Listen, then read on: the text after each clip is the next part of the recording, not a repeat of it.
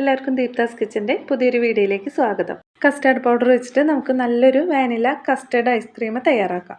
കുട്ടികൾക്കൊക്കെ നമ്മൾ പുറത്തുനിന്ന് വാങ്ങിച്ചു കൊടുക്കുന്നതിലും നല്ല വൃത്തിയായിട്ട് നമുക്ക് വീട്ടിൽ തന്നെ തയ്യാറാക്കി കൊടുക്കാവുന്നതേ ഉള്ളൂ. അപ്പോൾ ഇതെങ്ങനെയാണ് തയ്യാറാക്കുന്നതെന്ന് നോക്കാം. ഇതിന് വേണ്ടിയിട്ട് ഒരു ബൗൾ എടുത്തിട്ടുണ്ട്. ഇതിലേക്ക് 2.5 ടേബിൾ സ്പൂൺ കസ്റ്റർഡ് പൗഡർ ഇട്ട് കൊടുക്കാം. ഇതിലേക്ക് ഏകദേശം 1/4 കപ്പോളം പാൽ ഒഴിച്ച് കൊടുത്തിട്ട് നന്നായിട്ടൊന്ന് മിക്സ് ചെയ്തെടുക്കാം. പാലിന് പകരം വെള്ളം എടുത്താലും കുഴപ്പമില്ല.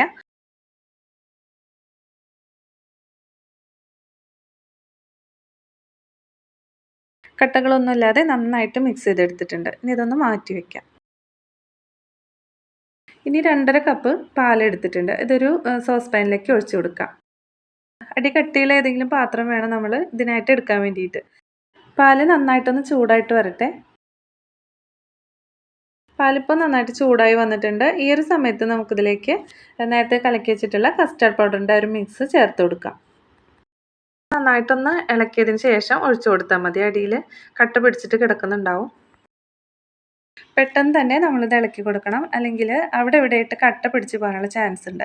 ഇത് അധികം താമസമൊന്നുമില്ല, 2 മിനിറ്റ് കൊണ്ട് തന്നെ നന്നായിട്ടൊന്ന് കുറുകിയിട്ട് വരാനായിട്ട് തുടങ്ങും. അപ്പോൾ ഈ ഒരു സമയത്ത് നന്നായിട്ട് കൈ എടുക്കാതെ തന്നെ ഇളക്കി കൊടുത്തുകൊണ്ടേയിരിക്കണം. കണ്ടത് പെട്ടെന്ന് തന്നെ നന്നായിട്ട് കുറുകി വന്നിട്ടുണ്ട്. ഈ ഒരു സമയത്ത് നമുക്കിതിലേക്ക് മധുരത്തിന് ആവശ്യമായിട്ടുള്ള 5 ടേബിൾ സ്പൂൺ പഞ്ചസാര ഇട്ട് കൊടുക്കാം. പിന്നെ നമ്മളിതിലേക്ക് വിപ്പിംഗ് ക്രീമൊക്കെ ചേർത്ത് കൊടുക്കുന്നുണ്ട്. അപ്പോൾ അതിലും അത്യാവശ്യം മധുരമുണ്ട്. ഇനി അത്യാവശ്യം നല്ല മധുരം വേണമെന്നുള്ളവർക്ക് 6 ടേബിൾ സ്പൂൺ വരെ പഞ്ചസാര ഇട്ട് കൊടുക്കാം. പഞ്ചസാരയൊക്കെ നന്നായിട്ട് മെൽറ്റായിട്ട് വരണം. ഇപ്പോൾ ഇത്രയും കുറുകി വന്നിട്ടുണ്ട്. ഈ ഒരു പാകത്തിൽ മതി. നമുക്കിതിൻ്റെ ഫ്ലെയിം ഓഫ് ചെയ്ത് കൊടുക്കാം. ഫ്ലെയിം ഓഫ് ചെയ്ത് കൊടുത്തതിന് ശേഷം 1/2 ടീസ്പൂൺ വാനില എസൻസ് ഇതിലേക്ക് ചേർക്കാം.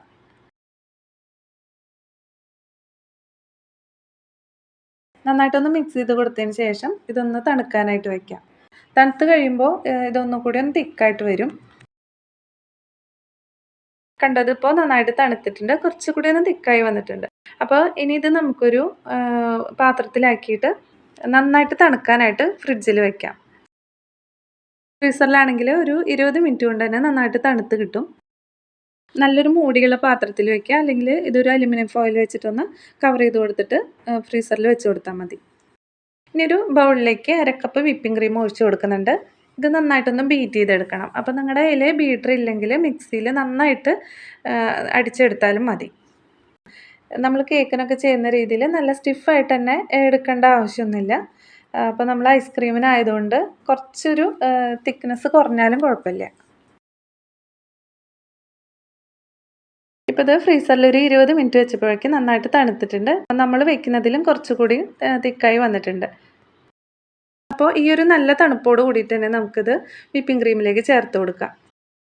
ഇനി ഇത് രണ്ടും കൂടിയിട്ട് നന്നായിട്ട് ബീറ്റ് ചെയ്തെടുക്കാം. ഈ ഒരു ബീറ്റർ ഇല്ലാത്തവരാണെങ്കിൽ ഞാൻ നേരത്തെ പറഞ്ഞ പോലെ മിക്സിയിൽ ഈ ഒരു സ്റ്റെപ്പ് ചെയ്തെടുത്താൽ മതി. ഇത് രണ്ടും കൂടിയിട്ട് നന്നായിട്ട് തന്നെ മിക്സ് ചെയ്ത് കിട്ടണം. ഈ ഒരു സമയത്ത് നമുക്കിതിൽ വേണമെങ്കിൽ ക്രഷ് ചെയ്തെടുത്തിട്ടുള്ള നട്ട്സ് അല്ലെങ്കിൽ ടൂട്ടി ഫ്രൂട്ടിയൊക്കെ ചേർത്ത് കൊടുക്കാം. അപ്പോൾ ഇത് നന്നായിട്ട് മിക്സ് ചെയ്തെടുത്തിട്ടുണ്ട്. നമുക്കിതൊരു ഐസ്ക്രീം ഏത് പാത്രത്തിലാണ് നമുക്ക് വേണ്ടതെങ്കിൽ ആ ഒരു ട്രേയിലേക്ക് ഒഴിച്ചു കൊടുക്കാം. എയർ ടൈറ്റ് ആയിട്ടുള്ള ഒരു കണ്ടെയ്നർ തന്നെ എടുക്കാനായിട്ട് ശ്രദ്ധിക്കണം. അപ്പോൾ ഇത് രാത്രിയാണ് ഞാൻ തയ്യാറാക്കി വെക്കുന്നത്. അപ്പോൾ അടുത്ത ദിവസം രാവിലെ ആകുമ്പോഴേക്കും ഇത് നന്നായിട്ട് സെറ്റായിട്ട് കിട്ടും. ഒരു 10 മണിക്കൂറെങ്കിലും ഇത് ഫ്രീസറിൽ വെക്കാനായിട്ട് ശ്രദ്ധിക്കണം. അപ്പോൾ അടുത്ത ദിവസം ഞാനത് എടുത്ത് നോക്കുകയാണ്. ഈ ഒരു ഐസ്ക്രീം നന്നായിട്ട് സെറ്റായിട്ട് കിട്ടിയിട്ടുണ്ട്. അപ്പോൾ നമ്മളിതൊരു 5 മിനിറ്റോളം ഒന്ന് പുറത്ത് വെച്ചതിന് ശേഷം വേണം എടുക്കാനായിട്ട്, അല്ലെങ്കിൽ ഇത് ഐസ് നന്നായിട്ട് കട്ടയായിട്ട് ഇരിക്കുന്ന ഒരു പരുവത്തിലായിരിക്കും. അപ്പോൾ ജസ്റ്റ് ഒന്ന് സ്മൂത്ത് ആയതിന് ശേഷം നമുക്കിത് ഇതുപോലെ സ്കൂപ്പാക്കി എടുക്കാം. അപ്പോൾ ഈ ഒരു ഐസ്ക്രീം എല്ലാവരും ഒന്ന് ട്രൈ ചെയ്ത് നോക്കണം. നമ്മുടെ കുട്ടികൾക്കൊക്കെ പുറത്തുനിന്ന് വാങ്ങിച്ചു കൊടുക്കുന്നതിലും വളരെ നല്ലതാണ് നമ്മൾ ഇതുപോലെ വീട്ടിൽ തയ്യാറാക്കി കൊടുക്കുന്നത്. ഈ ഒരു വീഡിയോ ഇഷ്ടപ്പെടുകയാണെങ്കിൽ ലൈക്ക് ചെയ്യുക, അതുപോലെ സബ്സ്ക്രൈബ് ചെയ്യാനും ഷെയർ ചെയ്യാനും നിങ്ങളുടെ അഭിപ്രായങ്ങളൊക്കെ കമൻറ്റ് ചെയ്യാനും മറക്കരുത്. വീണ്ടും ഈസി ആയിട്ടുള്ള റെസിപ്പി ആയിട്ട് കാണാം. താങ്ക്